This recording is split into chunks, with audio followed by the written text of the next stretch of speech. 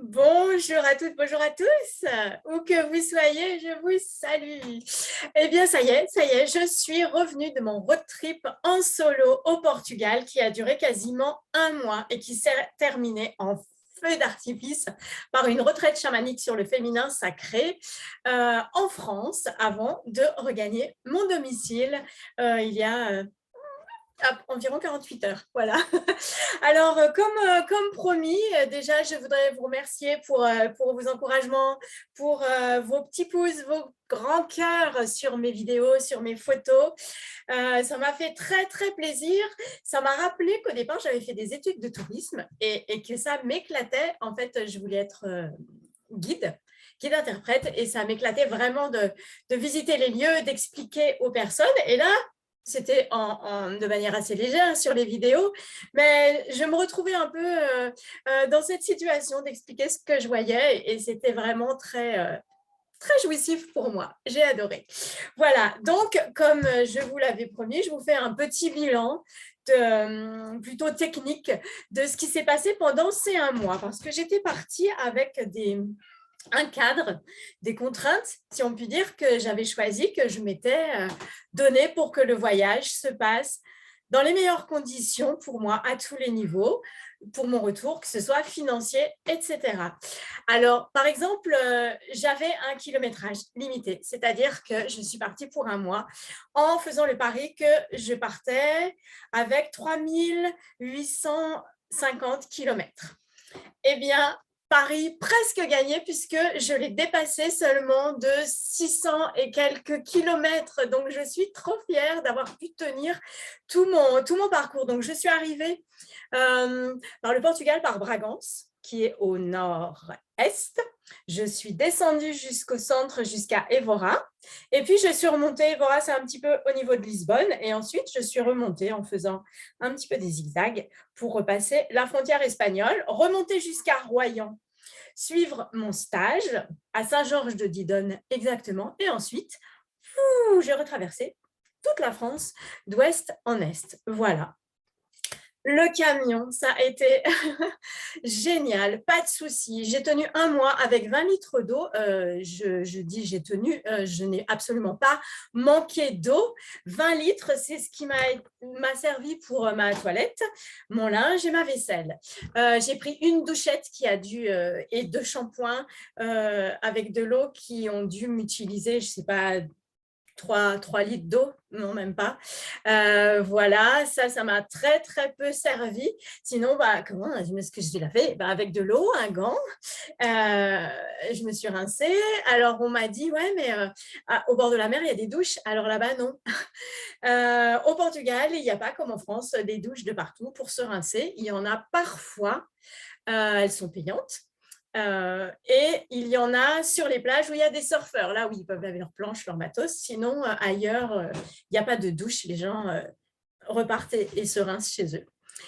Voilà. Qu'est-ce que je peux vous dire d'autre pour la boisson? 20 litres d'eau aussi, que j'avais un conteneur de 10 litres que j'ai pu renouveler une fois.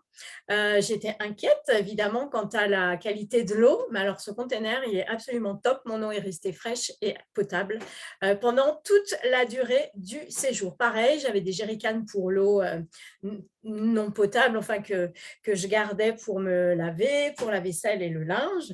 Et pareil, rien ne s'est abîmé, rien n'a tourné. Glacière, j'avais une glacière électrique qui m'a un petit peu lâché, on va dire, enfin non, pas un petit peu, qui m'a lâché au début du séjour, donc un petit peu d'inquiétude par rapport à la nourriture que j'allais ingérer. Je n'ai pas mangé chaud une seule fois.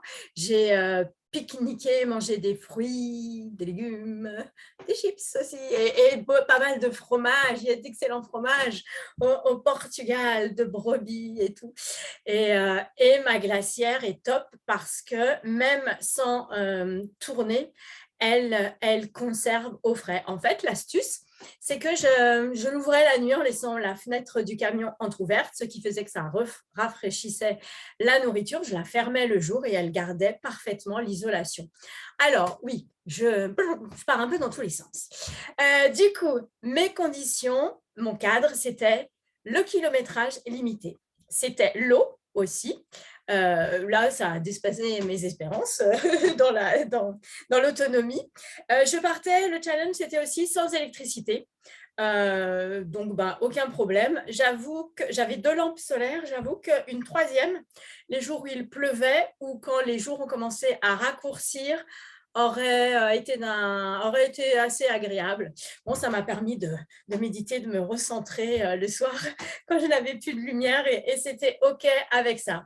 Donc, une lampe supplémentaire en solaire, toujours, pour le prochain coup, à prévoir, surtout si on part dans des périodes où les jours ne sont pas très longs, ou quand il fait pas beau, effectivement, ça peut être un peu contraignant. Alors, je laissais la porte latérale entrouverte, ce qui m'amenait du jour, mais quand il pleut, ça amène aussi un peu l'eau. Donc, c'était parfois, il fallait un peu jongler, voilà. Mais c'était jamais vraiment non plus trop inconfortable et trop désagréable. Quoi d'autre comme cadre? Oui, alors voilà, je m'étais dit, j'ai mon budget. Le budget, c'est la location du camion. Ça va être l'essence, évidemment. Et puis, les sorties culturelles, touristiques, de plaisir, les souvenirs, les petits cadeaux, les beaux cadeaux, et puis la nourriture fraîche que j'achèterai au fur et à mesure. Voilà, donc il était hors de question que je paye du stationnement, que je paye du péage et que je paye du camping. C'était des choix que j'avais faits et que j'allais essayer de tenir. Après, si je m'étais retrouvée sur une autoroute payante ou à devoir prendre un camping parce que je ne pouvais pas faire autrement, il n'y aurait pas eu de soucis. Mais c'était vraiment un challenge que je m'étais donné. Et là, je suis trop contente. Paris réussi. C'est pas la France, hein. L'Espagne, le Portugal, on peut prendre les autoroutes. C'est gratuit. C'est un service public. Une petite parenthèse, comme ça devrait l'être en France depuis déjà quelques années. Mais bon, les lobbies font que le gouvernement a cédé que nous devons payer les autoroutes qui nous appartiennent pourtant depuis François Hollande. Voilà, bon, petit aparté politique.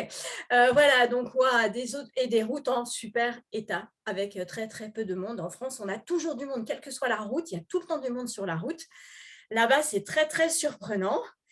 Vaut mieux qu'il nous arrive rien parce que j'ai traversé des routes, c'est des lignes droites. Vous savez, comme aux États-Unis, on voit la route 67, la Boing, et il n'y a personne. On ne croise personne certains jours, à part quand on arrive vers les grandes villes ou quand on arrive plus au nord. Là, il y avait du monde normalement, mais on peut rester des heures et des heures sans croiser une seule voiture sur des grands axes, sans parler forcément d'autoroutes. Leurs nationales, elles sont... voilà, un réseau autoroutier génial. J'ai adoré aussi leur contrôle de vitesse, une fois de plus. Nous, aussi, on est dans la répression. Là-bas, c'est dans la prévention. En fait, ils ont des feux contrôlants. C'est-à-dire qu'au début, je ne comprenais pas trop ce que c'était. Vitesse, vous savez, 50, comme chez nous quand on arrive dans un village et on ralentit. Et marqué feu de contrôle. Et en fait, tout simplement, si on ne respecte pas la vitesse, eh bien, le feu passe au rouge. Donc, au bout de 10 fois, on en a marre de s'arrêter au feu rouge. Du coup, on fait vraiment très attention. Et effectivement, si on est dans la vitesse demandée, les feux sont toujours au vert. Sinon, vous passez au rouge avant de repartir, ce qui vous oblige forcément à ralentir, etc. Donc, c'est que de la prévention. Les gens ont du coup cette prise de conscience et les gens là-bas, les conducteurs sont cool au volant. En tout cas, c'est ce que j'ai trouvé. J'ai rencontré d'autres personnes qui ne m'ont pas dit tout à fait la même chose, mais c'était sur des autoroutes et des grands axes, etc. Donc, ça doit générer du stress. Mais sinon, voilà, ailleurs, civilité, respect, ça m'a fait du bien. Que vous dire d'autre? Que vous dire d'autre? J'ai eu très peu de jours de pluie. J'ai dû avoir, je ne sais pas, 5 jours de pluie. Ça a été après à la fin et en France où là, il pleuvait tout le temps. Mais la nuit, du crachin au bord de la mer. Mais au Portugal, c'était plutôt des températures qui avoisinaient encore, quand je suis partie, faisait 30 dans des bains d'eau chaude. C'était trop bien. Ça, c'était juste à la frontière avec l'Espagne d'ailleurs. Bien, bien, bien. Donc voilà, bilan pour moi ultra positif. Sécurité. Ah oui, t'es une fille, fais attention. Ben quoi, qu'est-ce qui peut m'arriver à part un problème avec un homme? Il peut rien m'arriver de différent qu'un homme en voyage seul. Voilà. Donc, j'y suis allée en confiance, sûre de moi et sans aucune peur et il ne m'est rien arrivé. J'ai pu dormir partout sans être embêtée même par, comment dire, des jeunes qui mettent le bazar ou qui veulent jouer à faire peur ou je ne sais quoi. Non, non, la seule fois où je n'ai pas pu dormir à un endroit, c'est les gardes forestiers qui sont venus toquer à 22 heures à la porte du camion pour m'expliquer que ce n'était pas possible de dormir ici, qu'il fallait que je m'en aille. Sinon, j'ai pu dormir partout, dans des forêts, au bord de la plage, sur des parkings, dans la rue, devant des lieux touristiques, enfin, partout, partout, j'ai trouvé de la place. Les parkings ne sont pas payants. Il s'est aménagé pour les bus, pour les camions, pour les voitures, tout autour des villes, proches des lieux de visite, même pareil pour les bords de mer. Il n'y a pas ces barrières comme on a dès qu'on arrive en France. Il ne faut pas dépasser 2,10 m. Là-bas, et du coup, il y a un réel respect que j'ai trouvé de la part des conducteurs. C'est pas n'importe quoi. Voilà, on se sent accueilli, on se sent en sécurité, on se sent bien. Et donc, ultra positif, voilà, de péter ce cadre-là, ces peurs qu'on essaye de nous insuffler quand on est une femme et qu'on veut faire quelque chose toute seule, par soi-même, de manière autonome et indépendante. Quand on a confiance en soi, ou qu'on l'acquiert au fur et à mesure, parce que je ne suis pas partie en ah, j'ai peur de rien, je suis brise-fer. Non, non, non, non. J'ai les pieds sur terre, je flippe vraiment au niveau de la conduite en ville, des bouchons, c'est la chose qui me rend malade, qui me bouffe mon énergie, eh bien, je suis partie quand même et ça ne m'a rien fait et j'étais en joie tout le temps. Donc voilà, dépasser, sortir de sa zone de confort et je vous jure, vous revenez et vous êtes fiers. Je suis fière vraiment d'avoir fait ça et je me suis dit, mais comment n'ai-je pas pensé à faire ça plus tôt? Bon, il y avait des raisons du fait de la vie, travail, famille, etc., peu importe. Là, le moment, c'était maintenant. Et je vous assure que dès que je peux, je refais ça. Je repars un mois pour découvrir un nouveau pays en camion ou autrement. Mais je le refais en solo s'il le faut, il n'y a pas de problème. Voilà. Alors, si vous avez d'autres questions par rapport, je ne sais pas moi, à mon aménagement, pardon, je n'ai pas fait de vidéo sur l'aménagement parce que c'est autant des photos, on peut cibler, là, c'est pas top, ça rend pas très bien, voilà, en vidéo. Mais en tout cas, j'avais mon coin lit, j'avais même créé un système de lit abattable en fait. J'avais une table et sur laquelle était posé le matelas pour dormir. J'ai super bien dormi. J'appréhendais un peu. J'ai très très bien dormi. J'ai qu'une nuit où j'ai dû mal dormir et c'était quand il y avait de la pluie ou énormément de vent au bord de l'océan. Sinon, pas dormi, aucun mal-être, pas de maux de tête, je n'ai pas pris froid, rien. C'était vraiment, c'était super. Donc, mon lit s'abattait. Donc, quand il pleuvait, je pouvais travailler sur la table. J'avais des chaises pliantes de camping que je pouvais mettre dehors, dedans. J'avais un coin WC. J'avais un coin avec mes vêtements, un autre coin avec tout ce qui était accessoires de cuisine, accessoires de toilette, accessoires pharmacie, toutes mes affaires pour mes oracles, mes rituels. Je me suis même fait des hôtels puisque j'ai traversé là-bas la nouvelle lune, la pleine lune et le sabbat de Mabon. Dans la roue celte. Voilà, j'ai pu vivre tout à fait normalement, librement, comme je le souhaitais pendant ce mois. Voilà ce que j'avais à vous partager. Donc, c'est possible avec un budget limité, avec des contraintes. J'en ai pris malgré tout plein les yeux, plein le cœur. J'ai visité des tas de lieux, que ce soit des lieux de nature, des villes ou des musées, des monastères, des fabriques, enfin des tas de choses culturelles et urbaines et c'est magique. Merci la vie. Merci à moi de m'être fait ce cadeau, d'avoir osé et d'être rentrée. J'ai pas eu une seule anicroche avec le camion, juste une fois où quelqu'un qui n'avait pas beaucoup réfléchi m'avait collé. Et là, je me suis dit, mais je vais lui défoncer sa voiture pour sortir. Et après tout, voilà.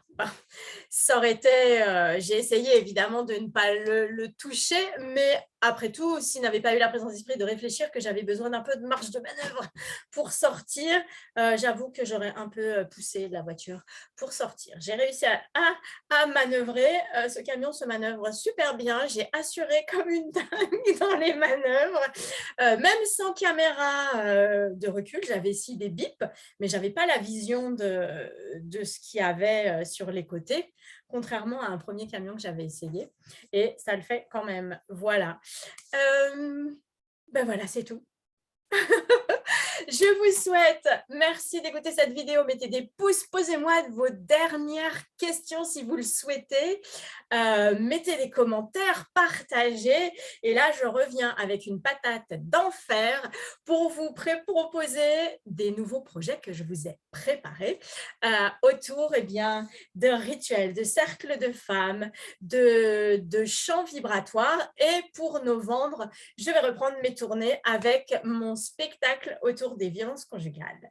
Voilà, mais je vous en reparle plus tard, puisque là, je suis un petit peu hors sujet. Mais c'est pas grave, ça fait partie de ma vie et de qui je suis, d'être hors sujet, hors case, hors moule, car je suis femme multiple. Voilà, allez, merci à vous de m'avoir écouté et à très, très vite.